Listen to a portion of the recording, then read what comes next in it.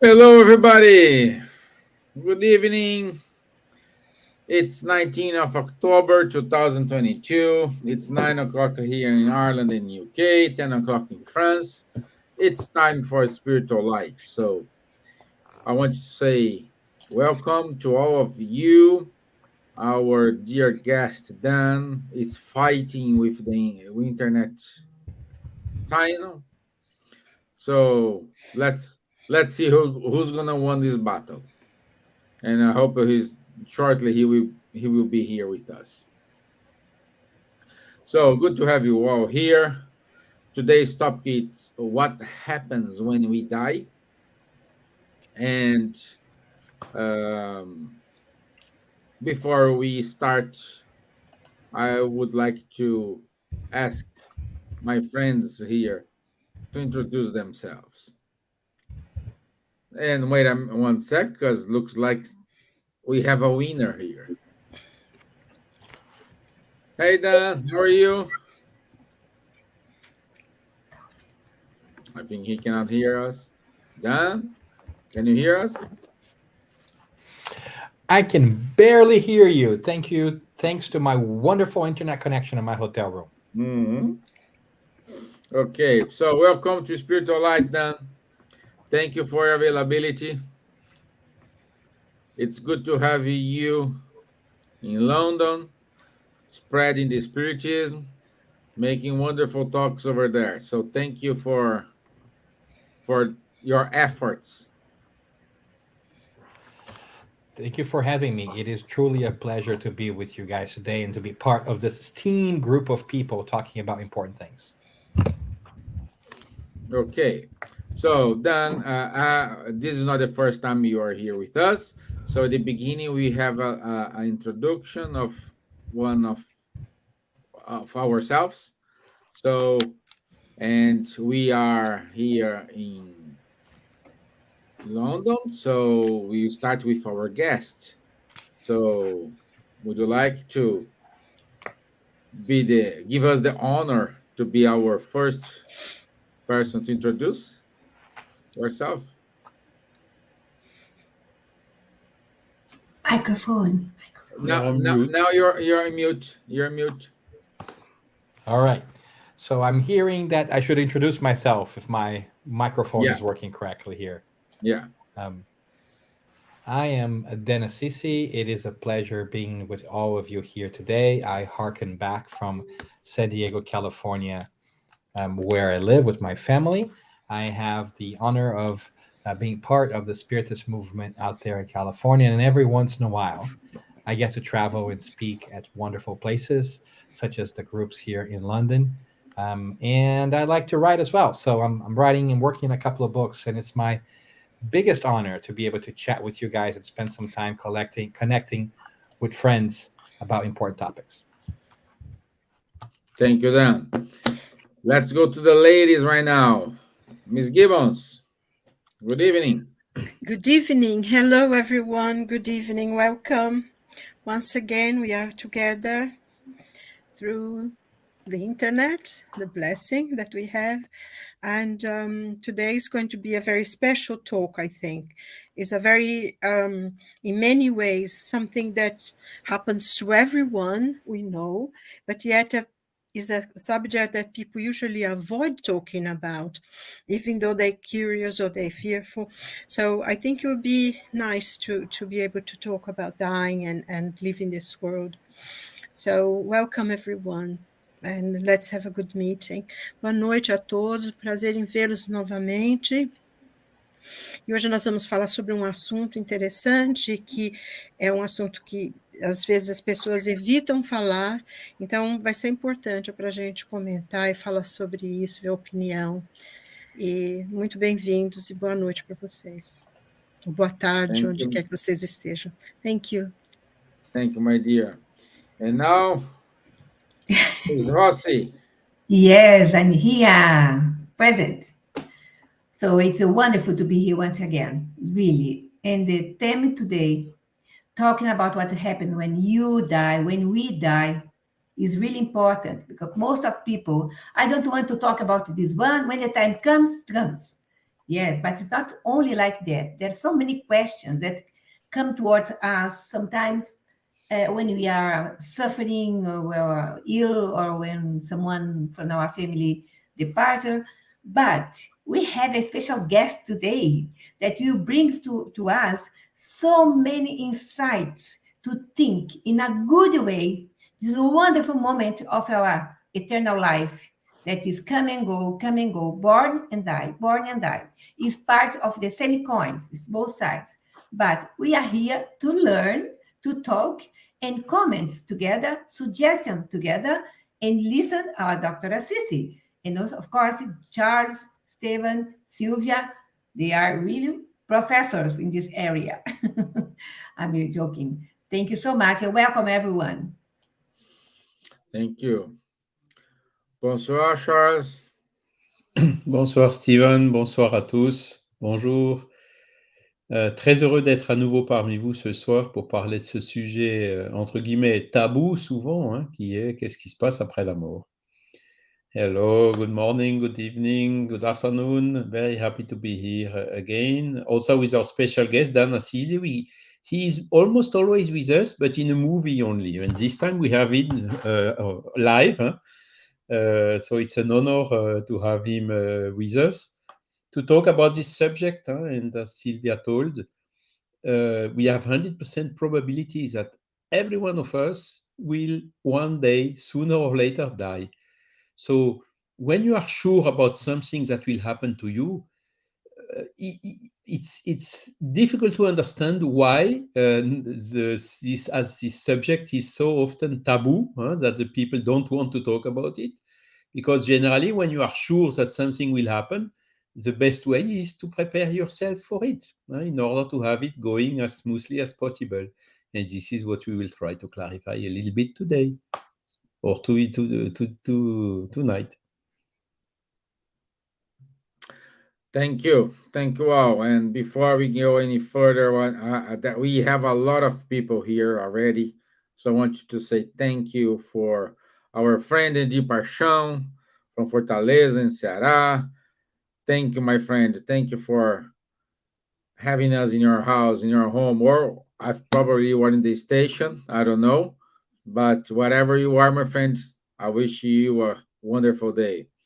To Luciana da Conte, to Sandra dos Santos Jimenez, our friend Robbie Brown from California. So thank you, everyone, for being here with us. Thank you. So anyway, let me go to share my screen here, and let's show the video. But I have a warning. These videos is a very high quality video, and the person who gave the message here was part of the Oscar in that year, and she won the Oscar. She made a very good interpretation, very good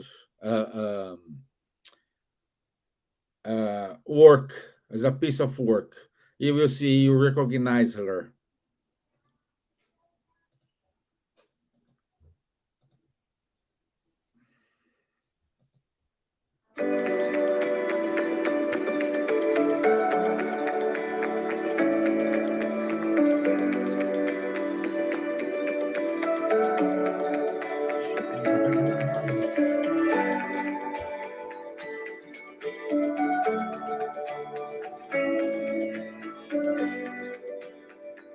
Process of dying itself is almost like one could say the process of the butterfly. You have the larvae gets into this process in which it goes going around and forms like a cocoon. In our physical body, it's more or less the same. And once this cocoon is ready, like in the butterfly, in the process of butterfly, eventually it breaks free from the cocoon and it flies. And it's exactly the same, could you see, almost a parallel process with the physical body and the breaking up of the freedom from the body into the spirit. It's almost like the flight of the butterfly. You become a spirit again, because in reality, we are spirits. The life in the planet is just a passage. A true life the one that we will live forever once we created the eternal being is in the spiritual world. We have this passage through the earth at the moment. Maybe, as we grow and we change, we go to other planets. Eventually, our planet will be consumed by a supernova, and we will go into a different planet. So we're always forever evolving, but it's the process of learning. And of course, within the spiritual world, one of the things that is very important, once we go into the spiritual world, we leave the physical body and we go into this process of dying, we will face a conscience. So whatever we've done in this life, we will have to answer for what we've done. But I think for me, one of the things that is very important in Spiritism is that God does not punish. There is no punishment as such. It's our own conscience that will call for the lessons that it needs to receive. It's not God that say you're going to different places, hell or anything like that. It's our own conscience that will call for the lessons we have to learn. We don't have a punishment, we have lessons that we have to learn. It's like, because this life is like a school. If we work hard, study, we've learned, and we get our degrees and our master's degrees and our PhDs. But if we don't work so hard, it takes a bit longer. It takes time because it depends on ourselves and what we choose to do. And the lessons we have to learn is redemption for everyone. No one will be left behind in darkness. Everyone will be a being of light.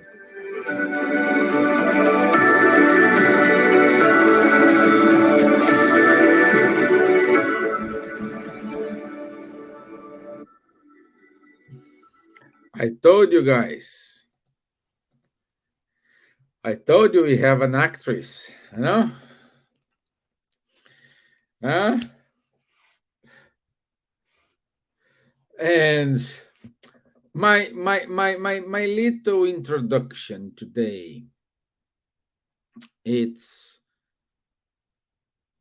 let's say, let me ask you the help here for my friend Charles. Charles, what are the three revelations? The three revelations. Yeah. Look, this is according to what we read in the Spiritist teachings, Yeah. it's telling the first one is the one from Moses, for the Hebrew. The second one is the one from Jesus, and the third one is the Spiritism. Okay. But I'm a little bit, not 100% satisfied with this, because we should say, what are the three, Christian and Jewish revolutions, okay? Because there were a lot of others, like the Hindus, like the Muslims, Mahomet, and so on. So depending how we are accounting, you get a different number. Yeah. No, but I'm saying the revelations, what I want to say here in my brief introduction, it's everything was like the Moses is on earth. Jesus came and give us the moral teachings, and the Spiritism, it's the first one to talk about the other side. So with the Spiritism, we have knowledge or some information how's the outside. And with the mediumship, we know how is the other side. Exactly. The mediumship, it's our bridge. That's why we always talk here that mediumship is a gift, not a curse. Saying that, I will make the question an open question, because today we were gonna have a round table conversation here, and I will make the following question to all of you: what happens when we die?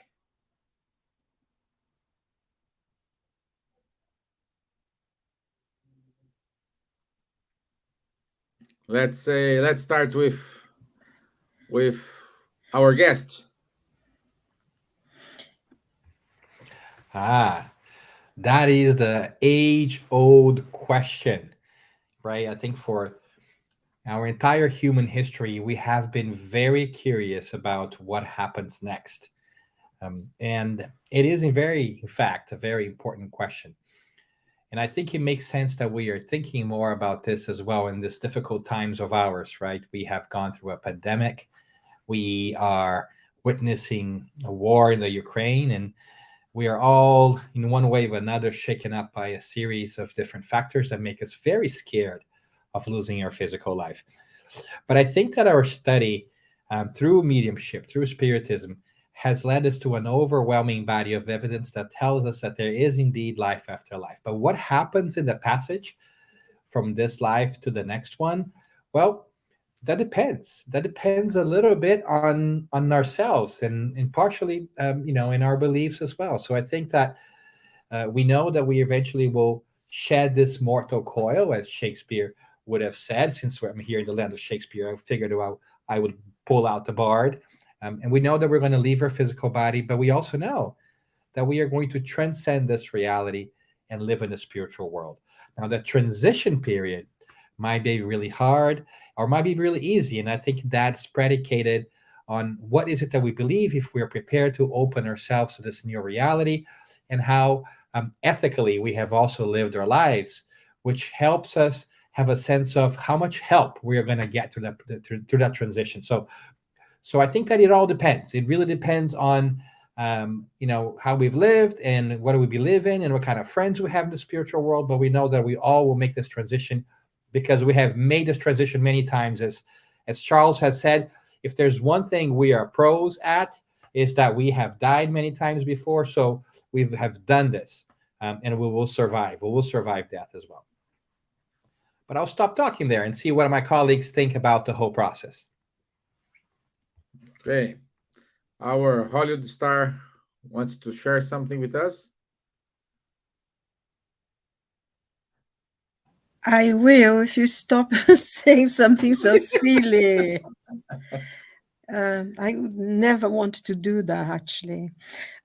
It's interesting that Dan actually mentioned the question of Shakespeare, because in the soliloquy of Hamlet, it's very, very interesting how he talks about, because that's all about death.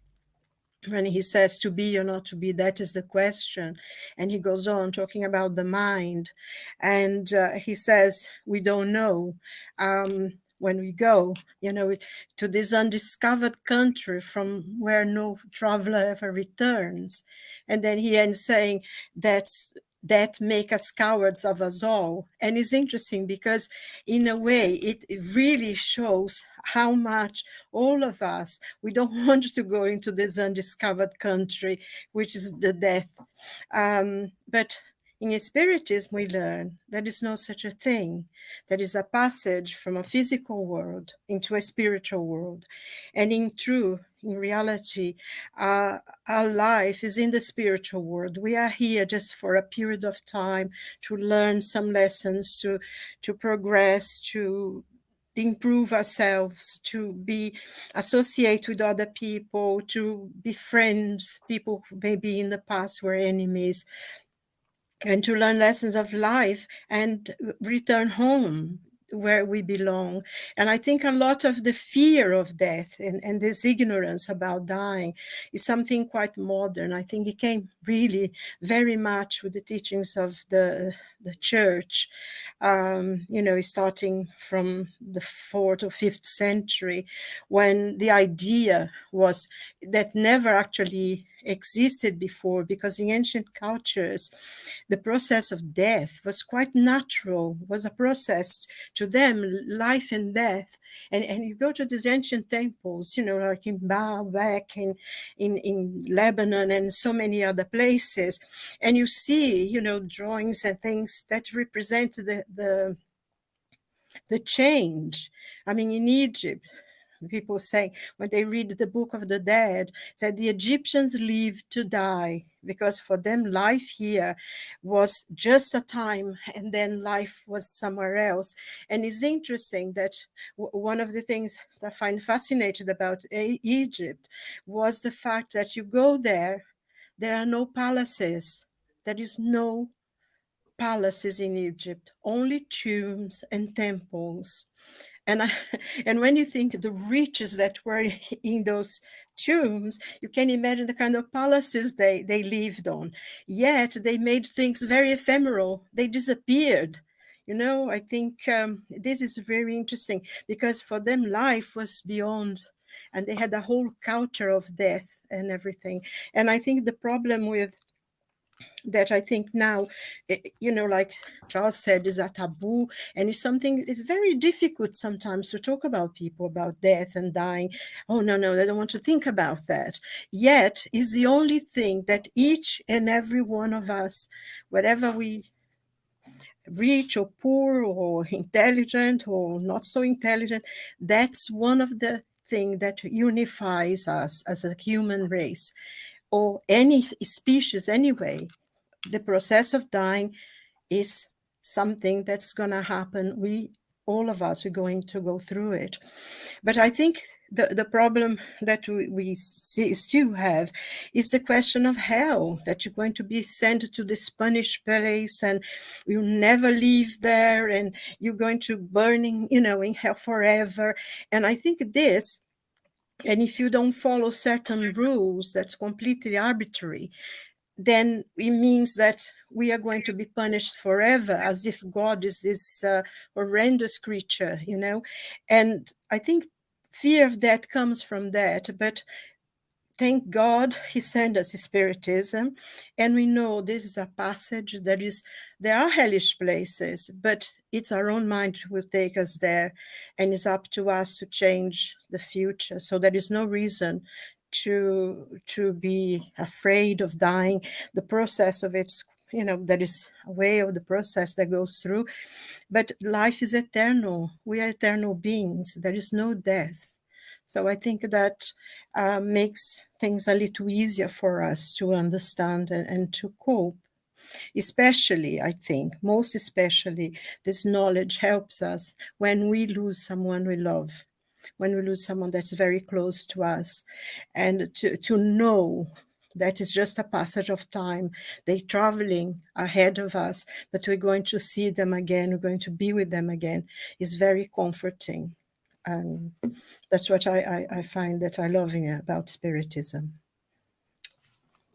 Yeah, my dear. Yeah. And we have a very good message here from our friend Robbie Brown.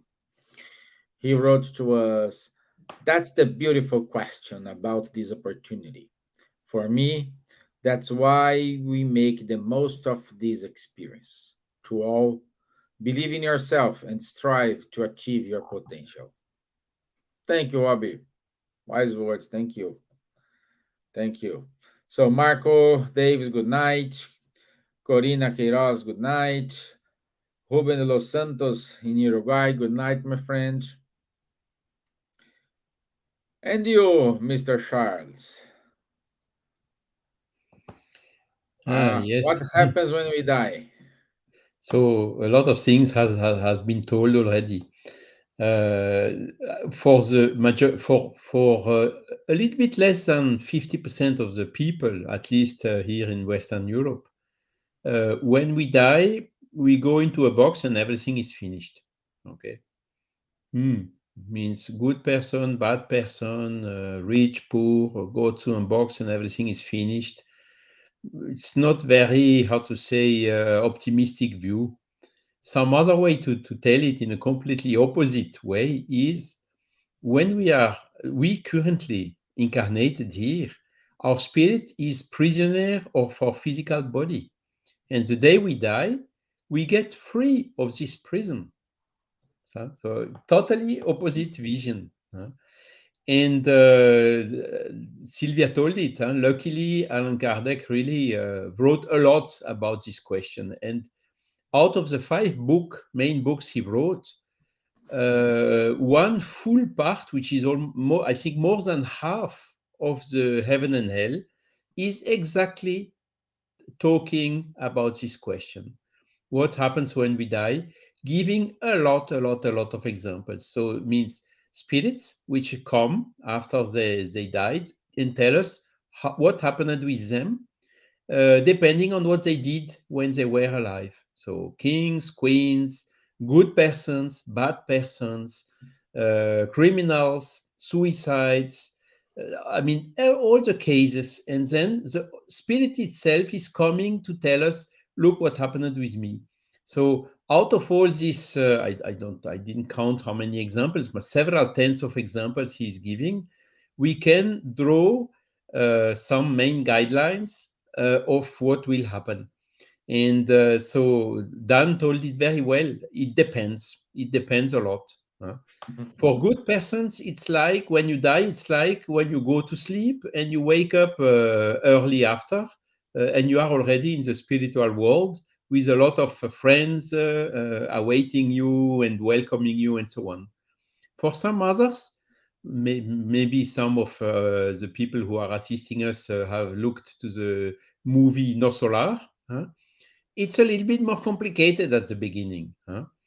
And we can understand through all these examples why and how, for which reason it gets complicated.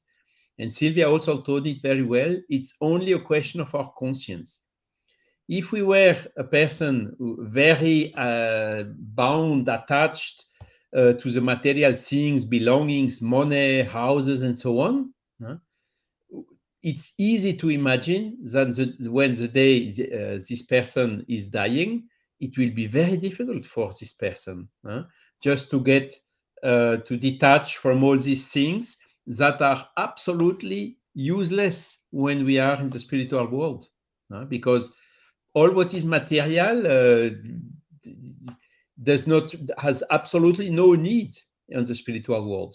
All the material things we had, even our physical body, is something which has been given for us only during this incarnation as like a tool, whose purpose is exactly to help our spirit, to help us to make the effort for our spirit to get better.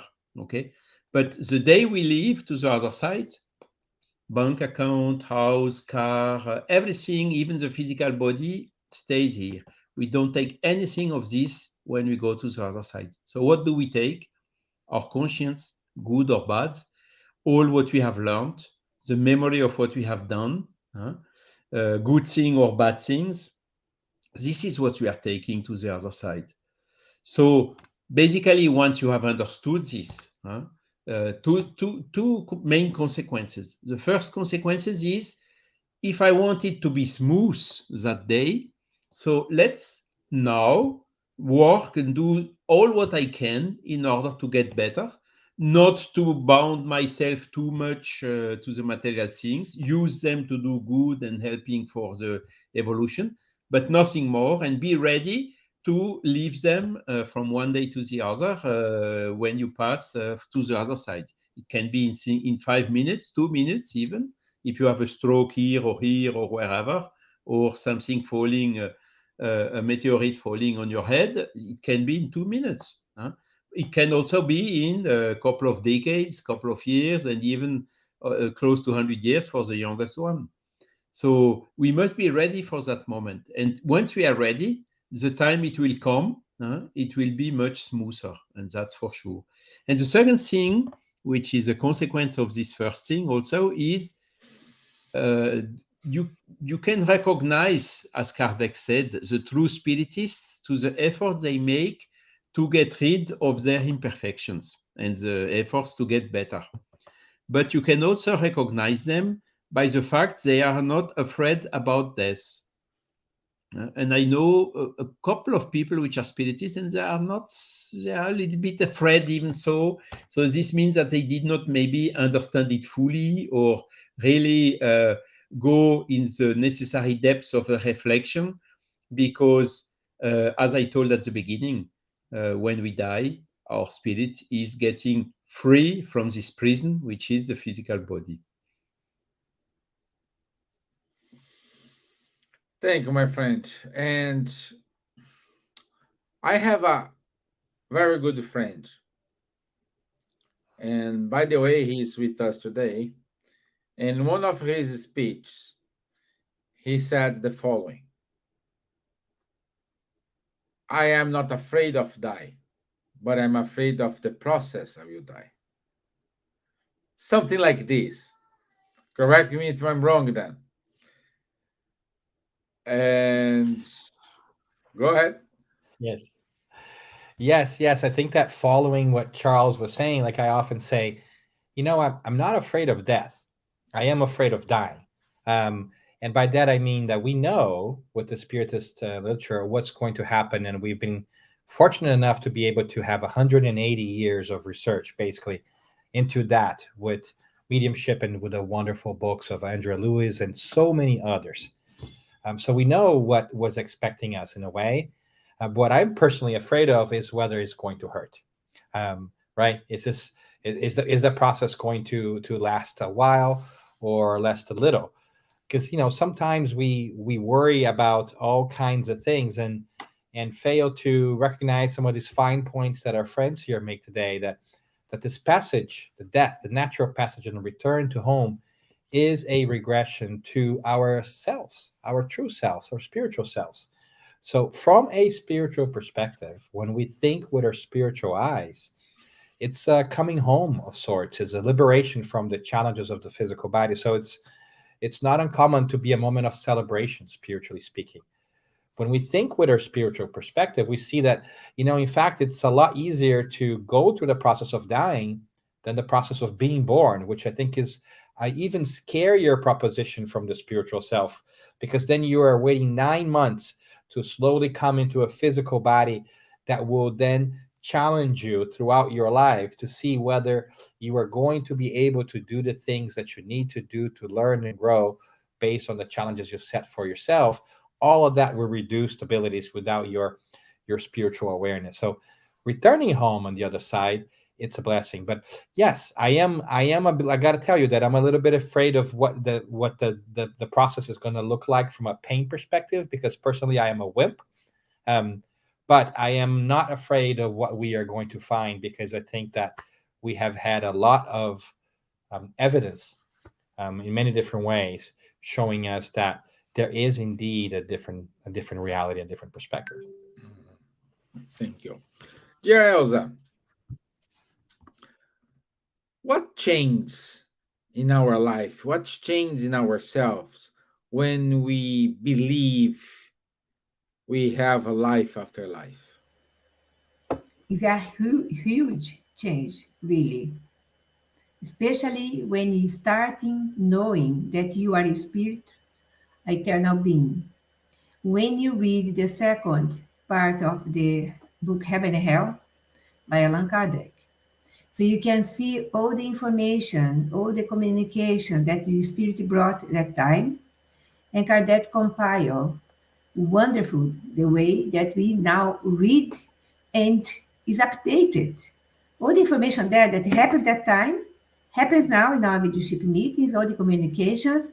And when you don't believe that the life goes on, you can murder, you can commit abortion, suicide, you can do everything, especially the ones that think that it has nothing after die physical body, nothing there. You are in jeopardize yourself. And when we really try to understand, listen a little bit more, meditate, read the philosophers, Socrates and others, the ones that wrote the starting the Spirit's book, introduction, we really change our life. Because if I know that the life goes on, if I do something badly here to other people, living the way that I hurting others, I'm hurting myself because I am the one write my sentence, my own punishment. You can say like that in the next life, in the next incarnation, next existence.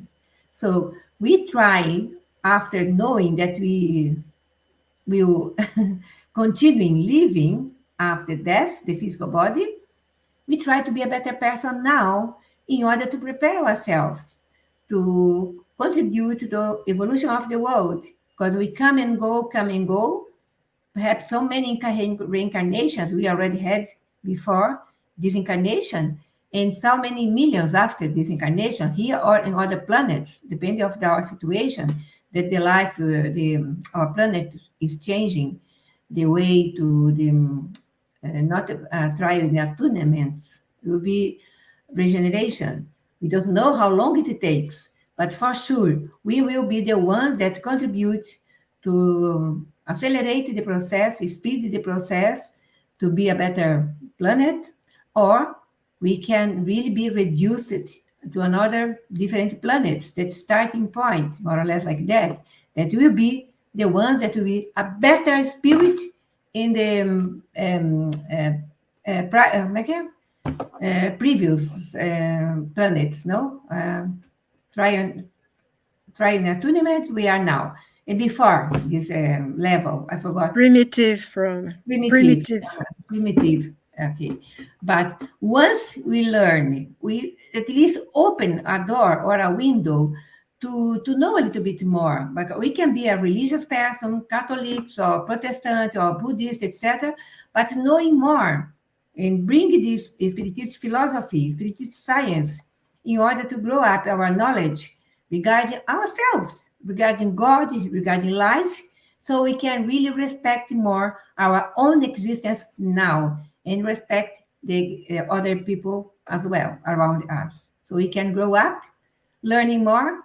And as it says here, the changing will be a huge change for our life now, because I can live in a better moment, in a better way, not only punishing God that I'm suffering because there is something there. No, it's the other way. Really, I live a better life. I do my best to serve, to respect, to contribute, because I am the one. There'll be a inheritance later on for our own planet. That's it, more or less like that. Thank you, my dear.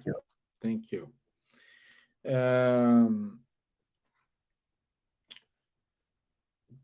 Ms. Gibbons, in as we said here, in the mediumistic meetings, we have a lot. We saw a lot of spirits message, like spirits sometimes in desperation, sometimes aware of their current situation.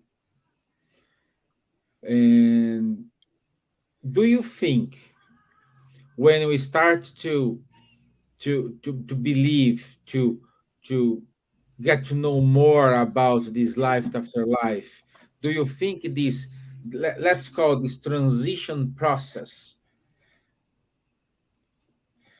will change our view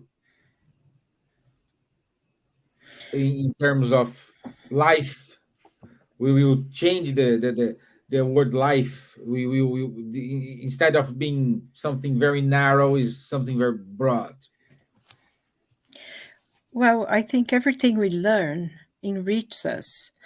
And knowing about spiritual life, as it was said by everyone, Elsa and Charles and Daniel, and the more we know about the spiritual life, the better it is. We know that there are many spirits, people who, in a way didn't accept, because to me, it's not a belief, it's an acceptance of a reality. It's irrelevant whether we believe or not. Life goes on, and there is a spiritual world, and, it's an acceptance. But some people, for of religious reasons, or because they find it easier not to accept there is anything behind, beyond the physical body. Everyone has, although deep down inside of each of us, we know there is life, because we have come from the spiritual world, whether we believe it or not, and we are going to return. And I think we are now in a level that almost everyone has had many, many incarnations, and they don't quite accept that it's going to be for whatever reason they have. And of course, once we know what it is, what to expect, I think Charles mentioned something that was important. We learn to let go of physical, whatever we own, a sense of power. All those things need to go, and also let go of hatred, desire for vengeance. I don't like that person because this or that. Try to free yourself not only from material goods, but also from the worst goods, which are, all these bad feelings, hatred, envy, jealousy, desire for vengeance. This is one of the things as well that will weigh on us. We know, as you said, something in desperation. There are some spirits who, for whatever reason, they don't know they are dead. So because once we leave the physical body, our spirit feels free, and they feel more alive than ever, and they don't realize they actually are not living in the physical world anymore. So they roam the streets, they go everywhere, because they think they are still alive, and that is a lack of knowledge of the spiritual life. And once we learn about this, we can let go and open our eyes when that we have gone now to some another life. But I think, the Emperor Aurelius, he wrote a book about death, and he emphasized actually living, because the better life we have, the easier will be our death. It's easier for us to let go of things if we know, and also, to enjoy life, because this life is, we come here for many lessons, but we are also to enjoy it. It's wonderful to have beautiful things that are given us. We, enjoy our families, our friends, enjoy this beautiful world, go to nature, as Charles was talking about before. Being close to nature is pleasurable, is wonderful, and we need to do that. And the more we enjoy this life, the more we enrich this life, it's easier for us to let go of it, because then there'll be something else that will be even more, because we are now building the future. So I think we need to be aware, because it opens up our spirit, our mind, to accept something that is there.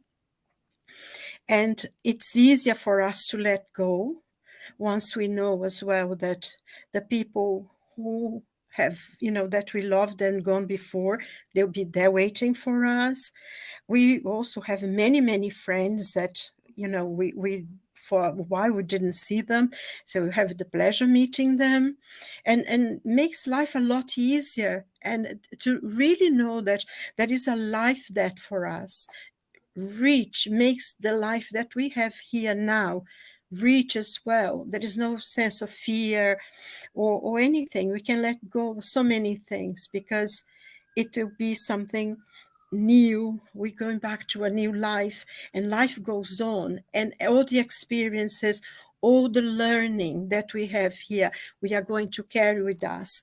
This is very important, because I feel as well that many times when we are going to very many problems, life sometimes can be hard, can be difficult. We have difficulties paying, unemployment, whatever it is. So many people, and especially now, there is a lot of problem with mental health and everything. But mostly, I think, is people who really need to have someone to talk to. Obviously, there are people who are seriously ill and they need treatment, but mostly is to have someone that you can trust and talk to. And this is very important as well for us to understand and to free ourselves to enjoy this life here now, and to see that whatever suffering, whatever pain we're going through is an opportunity that we are having to be happier then, because we may be clearing something that we had in the past, that we are letting go of that old baggage.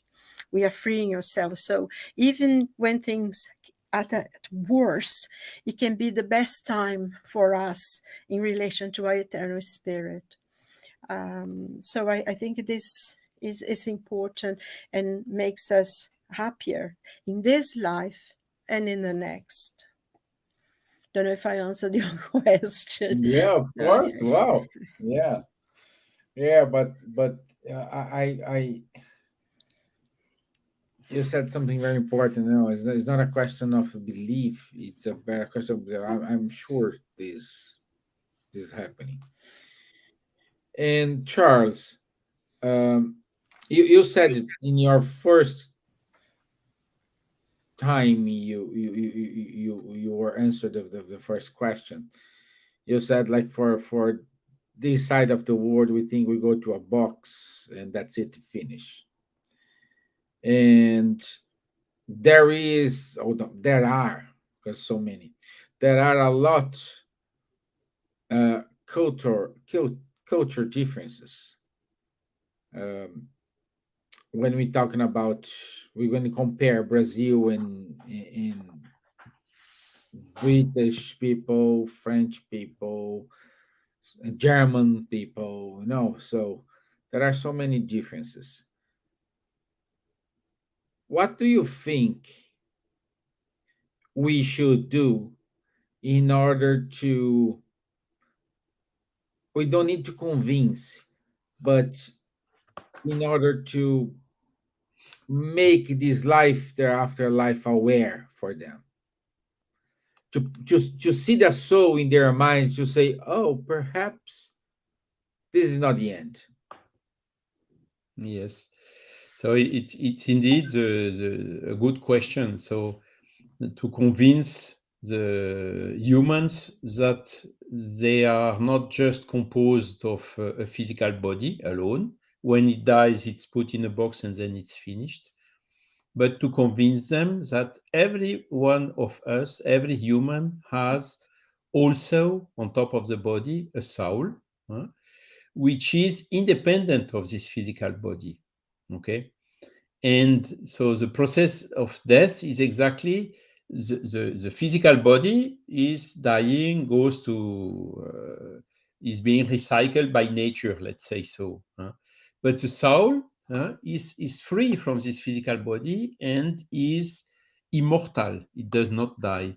So the first thing is to convince the persons that they have a soul. And then the next question, okay, where does the soul come from? Where does it go to when we die and so on? They come immediately after. But when you look to the statistics of beliefs in the world and different countries and so on, you have already today, if you take France or let's say average Western Europe, with a certain variation depending if you are in Spain, Portugal, a little bit more and a little bit less in Anglo-Saxonic countries, you have between 50 and 60 or even 65% of the people who believe already that the life continues after death. So the pure materialistic point of view that we are only a physical body, when we die we put in a box and everything is finished, is already a minority of people. The problem we still have to convince now is for the mostly the intellectuals, scientists, professors of universities and so on. And it's exactly in that category that you will find a little bit higher ratio of people which are materialist. And luckily we had with us also Umberto Schubert in a previous live, and he explained us about this book, Science of Life After Death. There is another book published here in France by some other authors which are absolutely not spiritists, showing the evidences of God. And these are exactly the actions I think we still have to enforce, and in order to have to go to this change of paradigm, go out of this reductionist, poor, dogmatic, materialist paradigm to the spiritualist one. And then, of course, when the people come with questions, we have already the answers since a long time. Answers from 2,000 years ago, or answers from the spiritist body of knowledge, like the heaven and hell, as we told already. And these are facts. These are things which happened that are still happening today. André Louis, with Chico Xavier, everywhere, even Burbage in UK. You have several different sources which are basically telling very, very similar things. So it's really, as they tell in that book, a very strong convergence of different proofs. Absolute proof does not exist. You have just one fact, another fact, another fact, everything pushing to the same conclusion, which is the easiest one, which is also covers all what we can see, which is as simple as that. We have a soul. We are not just a physical body, and the soul survived after what we call the death. So that is really the trigger to the change of paradigm, But because I think, more than sorry. half of the population is already convinced, and in Brazil it's even 90%. And even in the countries where you have very little religion, like China, like Japan, there are maybe 10% of the people who are following a religion. In those countries, you have 70-80% of the people who believe that the life continues after death. You see, so the thing is done. We just need now to force a little bit in this specific area I mentioned. Sorry, Silvia, please go on. No, I'm sorry. I beg your pardon. I thought you had finished. I think what you said is very important. But, I find that it would be very difficult to, in a way, convince people. But I have an example. I have a friend. He's PhD, this, that, and the other. He was a professor, and he doesn't believe in anything. He was a very good friend of mine from my other life. And he didn't, he doesn't believe in God. He's completely an atheist, and he's sincerely atheist. He's not the people who pretend. He really doesn't accept that God exists. There is nothing left. But something happened. His mother got very ill, and he was very, very close to his mother. And something like 6 months, his mother died. And he was devastated. He was really devastated. And whenever before I used to talk to him, he used to call me Jesus freak, and you got religion now, and all sorts of funny. He would always be making jokes, not offensive or anything, but he just thought I had lost my mind because I was. But then we were talking to him after his mother passed, and he was very down. He was very depressed. And then I was talking to him. I said, your mother is not really dead. She just gone past to another world. There is life after death. And there's, things like that, just talking to him. And for the first time since I actually knew him, he actually was quiet. And he was listening to me. And then afterwards he said to me, do you really believe that my mom is alive in another plane and I will meet her again? And I said, I don't believe it. I am certain of it. You will. And, from then on, he never questioned, he never made jokes about my beliefs or anything. And I think that's how people are going to, because, as we all know, if even the most atheist of people will go through that, they will lose someone they love. And I think there was this a French philosopher, actually, who, when they had that problem, that they were killed a lot of people in that magazine office, remember? Some time ago, that there was many attacks in Paris, and they went to this magazine and killed a lot of people there. And he was an atheist completely. And he said, to accept something like this, there must be something, some force in the universe that can be stronger than us to help us at this time. Because he lost, I think, friends in that magazine. Charlie Hebdo. Yes, I think that was his name. So I think, it's only the experience of going through it themselves that actually going to convince them. Because intellectually, by pride, they will not. It's just going through the experience, I think, will make the difference. I think that. Dan, my friend. Can you say that again, friend? I'm saying everyone has your own road to Damascus. Everyone has your way to see it, how to achieve it is a particular journey, which unfortunately we need to do this by ourselves. Which message we will give for those who are thinking, nah, these guys here, they're talking no sense. Everything finished when we close the coffee.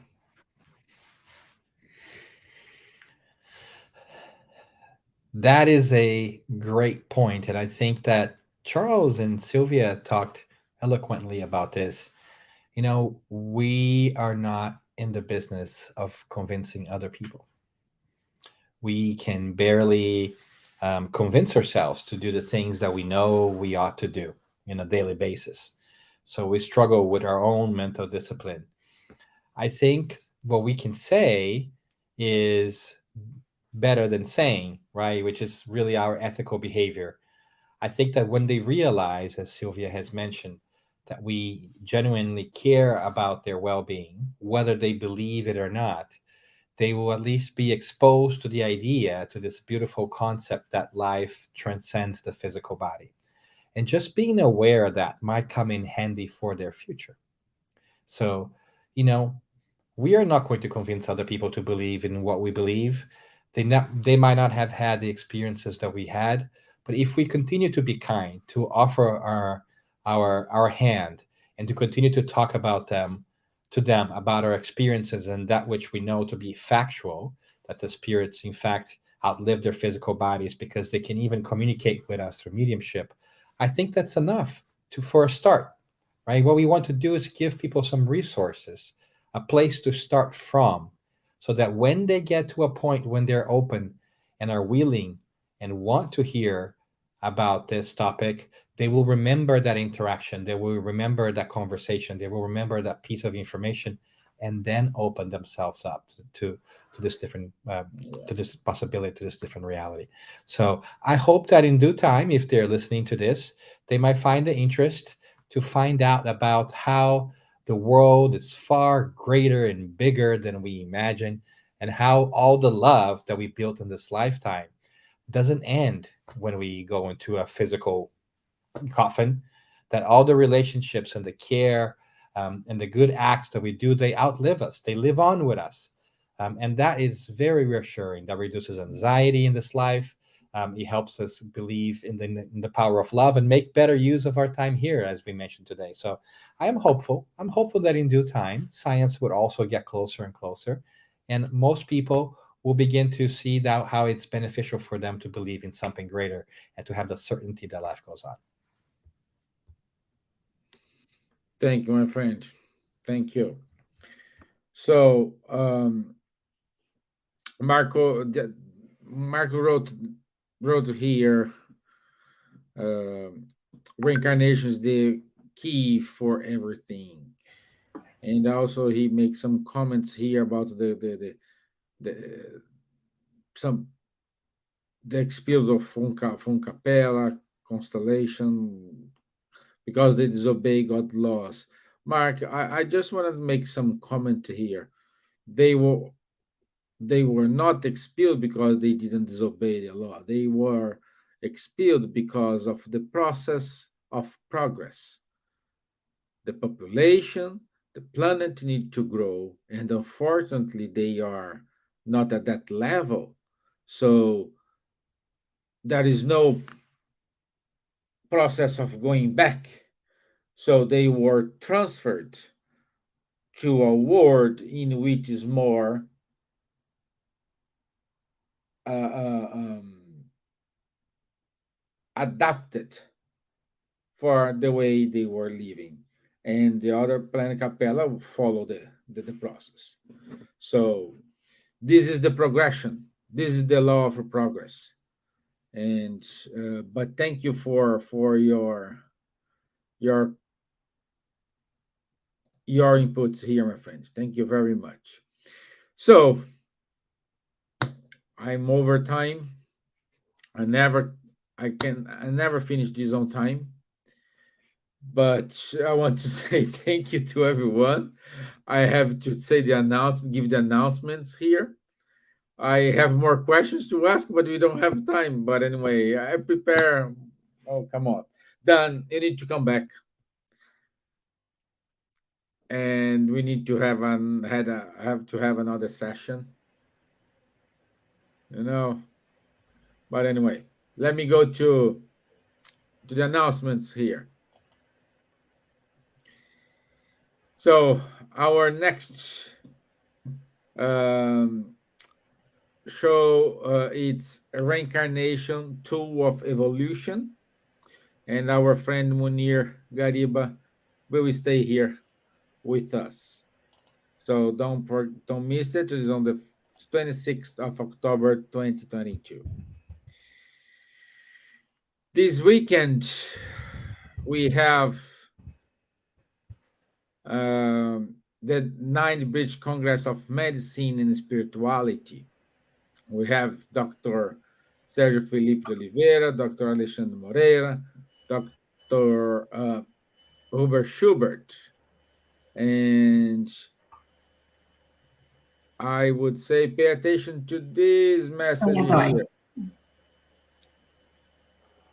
Hey, I want to invite you to the 9th Congress on Medicine and Spirituality, October 29, organized by the British Spiritist Medical Association. I do look forward to your presence at the Congress, where we will address important topics on medicine and spirituality. Thank you to Dr. Sérgio Felipe sharing this video with us. So keep going here. Looks are here. Oh my gosh. Again, I know this guy. I have the feeling he was here with us. Then tomorrow he will give a talk on SSL, the updated golden rule from selfishness to selflessness. This is new. I didn't watch this. I want to watch this. But anyway, Dan will be here with SSL. If you are in London, please don't miss it. Take your coffee with him at the London Bridge and go to SSL. Also, our friend Solomon Walters will give a talk in SSL on the 27th of October, so the following week.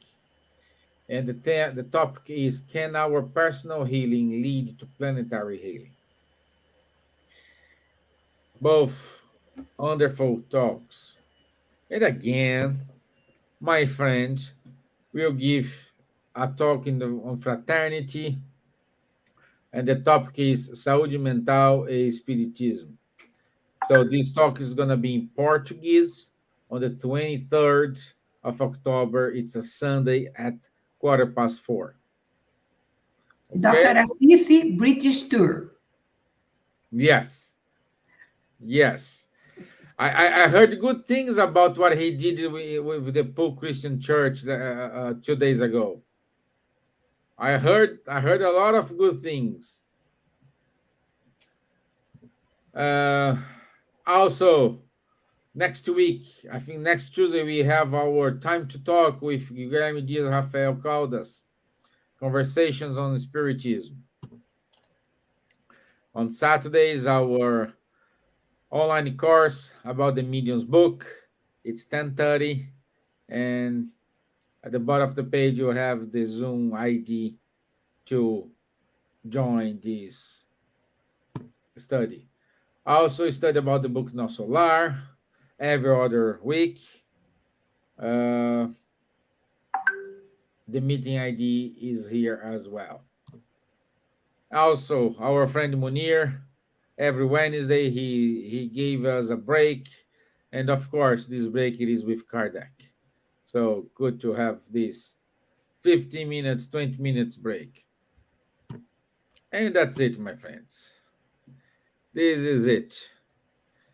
I want to say Special thank you for Dan for being here with us. Every time he put us in his travel schedule. I want to say thank you for his family as well, because donate him to us. So thank you for sharing that with us, everyone. And I also want to say thank you, Charles. Thank you, Silvia. Thank you, Elsa, for everything. Cheerio. And I Cheerio. wish you all a wonderful rest of the week. And thank you all of you who are with us today. Ruben Dos Santos, Marco Davis, Corina Queiroz, Corina Queiroz, Robbie Brown, Marco Davis, our friend Edir Paixão, Sandra dos Santos Jimenez, Luciana da Conte. So, all wonderful friends who are here with us. So, thank you. Bonne nuit, Charles. Bonsoir. Bye. Bye bye. Bye-bye. Cheerio. Bye-bye. So Have tomorrow, a good Dan week. Assisi everyone. in SSL face to face. Yes, Okay. yes. Have a blessed Give a week, hug. Give everyone. a hug in this guy for me, please. I will. Okay, thank you. Okay, bye. Ta-ta.